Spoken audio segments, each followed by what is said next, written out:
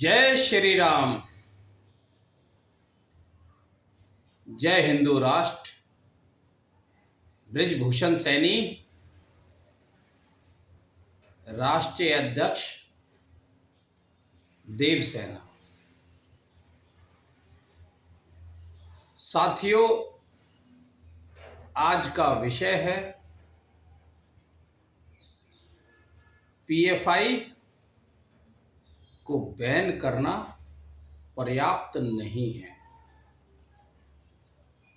उसके कैडर को ही समाप्त करना बहुत आवश्यक है। सरकार ने पीएफआई को बैन करके बहुत ही स्वागत योग्य कदम उठाया है, लेकिन ये कदम अभी पर्याप्त नहीं है, क्योंकि जांच एजेंसियां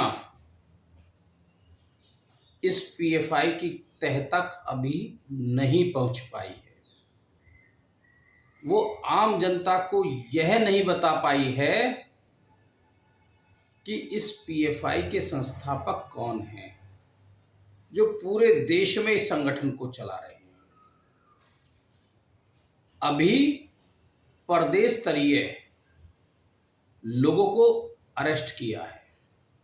कोई महाराष्ट्र प्रदेश में कार्य कर रहे हैं, कोई कर्नाटक प्रदेश में कार्य कर रहे हैं, कुछ केरल में कार्य कर रहे हैं। ऐसे लोगों को गिरफ्त में लिया है, लेकिन जो इसकी राष्ट्रीय बॉडी है, जो इसके संस्थापक सदस्य हैं, जो इसका प्रमुख हैं, या कह सकते हैं जो मास्टरमाइंड है, जो थिंक टैंक है, उसकी गर्दन तक अभी जांच एजेंसियां नहीं पहुंच पाई। यहां तक कि मीडिया भी इस बात को नहीं बता पाई है कि इसके संस्थापक अध्यक्ष कौन कौन हैं, संस्थापक लोगों की टीम कितने लोगों की है, राष्ट्रीय स्तर में कितने लोग शामिल हैं, और इसके प्रमुख मास्टरमाइंड कौन है। अब जबकि यह स्पष्ट हो चुका है कि पीएफआई एक आतंकवादी संगठन है और यह युवाओं को, मुस्लिम युवाओं को जिहाद करने की लगातार ट्रेनिंग दे रहे हैं। किस तरह से हिंदुओं का कत्लेआम करना है, इस बात का बड़ी बारीकी से प्रशिक्षण दिया जा रहा है, और उन्होंने हिंदुओं के कत्लेआम करने में देर भी नहीं लगाई। बहुत तेजी से अपनी योजनाओं को अंजाम देना शुरू कर दिया। यहां तक कि आरएसएस, बजरंग दल, विश्व हिंदू परिषद, बीजेपी व अन्य हिंदूवादी संगठनों को और उनके नेताओं को ये पीएफआई संगठन निशाना बनाने में लगा हुआ था, और कुछ हिंदूवादी विचारधाराओं पर काम करने वाले युवाओं की ये हत्या भी कर चुके हैं। यहां तक कि प्रधानमंत्री को मारने और उसके खिलाफ पूरी षड्यंत्र के तहत योजना बनाने में लगे हुए थे कि प्रधानमंत्री को किस तरह से मारा जा सके।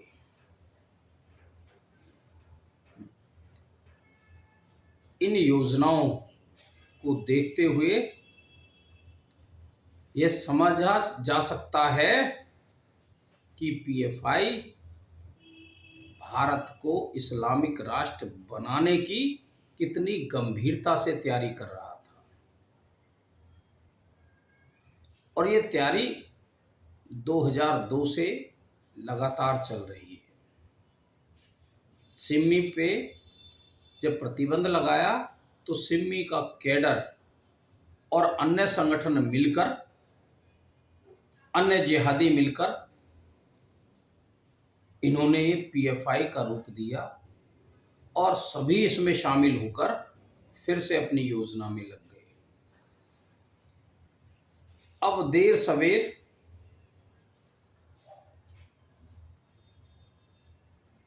और निश्चित रूप से ऐसा होने की संभावना भी है कि फिर किसी नए संगठन के रूप में ये लोग सक्रिय हो जाएं।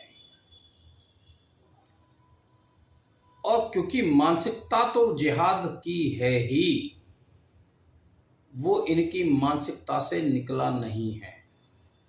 भारत को मुस्लिम राष्ट्र कैसे बनाना है, इस योजना पे इनका पूरा तंत्र काम कर रहा है। और प्रत्येक जिहादी, चाहे वो सिमी में है या नहीं है, वो इस काम में लगा हुआ है। अब सरकार को ये देखना है कि फिर से ऐसा कोई संगठन एक्टिव ना हो, या ये समूह के रूप में या व्यक्तिगत रूप में इस तरह की घटनाओं को फिर से अंजाम ना दे। क्योंकि पीएफआई का कैडर समाप्त नहीं हुआ है, संगठन समाप्त हुआ है। उसके कार्यकर्ता और वो सोच आज भी कायम है। फिर किसी नए संगठन के रूप में ये उभरकर देर सवेर आ सकते हैं। जब तक सरकार इस कैडर को समाप्त करने का प्रयास नहीं करेगी,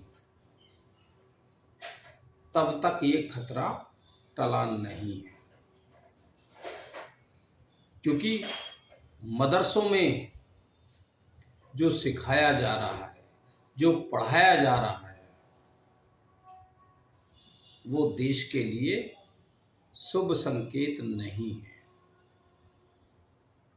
क्योंकि जिहादी प्रवृत्ति के लोग न कानून को मानते हैं, न सुप्रीम कोर्ट को मानते हैं, न किसी सरकार को मानते हैं।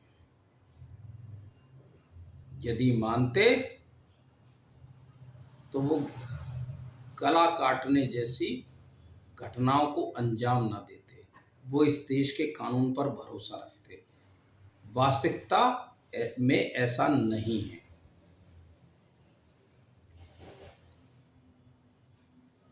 अब ये जिम्मेवारी समस्त हिंदू समाज की भी है कि वो अपनी रक्षा के लिए, अपने परिवार की रक्षा के लिए और अपने समाज की रक्षा के लिए अपने आप को सक्षम बना लें, अपने आप को तैयार कर लें। सरकार बहुत समय तक, मुझे नहीं लगता कि इन जिहादियों पर रोक लगा पाएगी। क्योंकि उनकी मानसिकता ऐसी है। मदरसों में जहां जिहादियों को जिहाद की शिक्षा दी जाती है, जिहाद करने का प्रशिक्षण दिया जाता है, उस लेवल पर भी, उस स्तर तक भी गंभीरता से इन्हें समाप्त करने का प्रयास करना होगा। तभी यह भारत और इस देश के नागरिक सुरक्षित हो पाएंगे। मैं सरकार से अनुरोध करूंगा, और विशेषकर इन जांच एजेंसियों पे कि इस कैडर को समाप्त करने का पूरा प्रयास करें। इनकी राष्ट्रीय टीम, इनकी संस्थापक जो टीम है, उनको भी शिकंजे में कसने का प्रयास करें और बिल्कुल जड़ तक इनको समाप्त करें। तभी पीएफआई पर बैन का वास्तविक असर दिखेगा।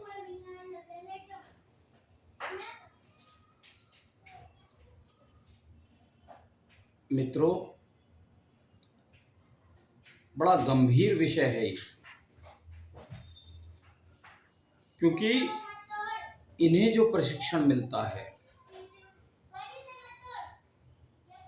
वो हिंदुओं को साफ करने के लिए मिलता है, मारने के लिए मिलता है, काटने के लिए मिलता है, और वो इस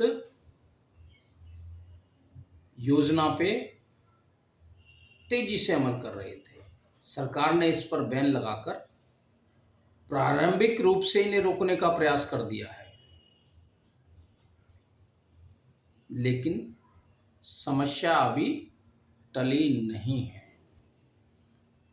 हमारे अपने समाज को, समस्त सनातन समाज को एकजुट होने की भी बहुत बड़ी आवश्यकता है। तभी इन राक्षस प्रवृत्ति के लोगों से लोहा ले पाएंगे, इनको जड़मूल समाप्त कर पाएंगे। जब तक राक्षसों को समाप्त नहीं किया जाएगा, यह स्थिति बनी रहेगी। तो मैं आशा करता हूं समस्त हिंदू समाज इस विषय पर गंभीरता से विचार करे और जांच एजेंसियां और सरकार भी इस दिशा में सख्त कदम उठाएं। आप सभी का बहुत बहुत धन्यवाद। जय हिंद, जय भारत, जय हिंदू राष्ट्र।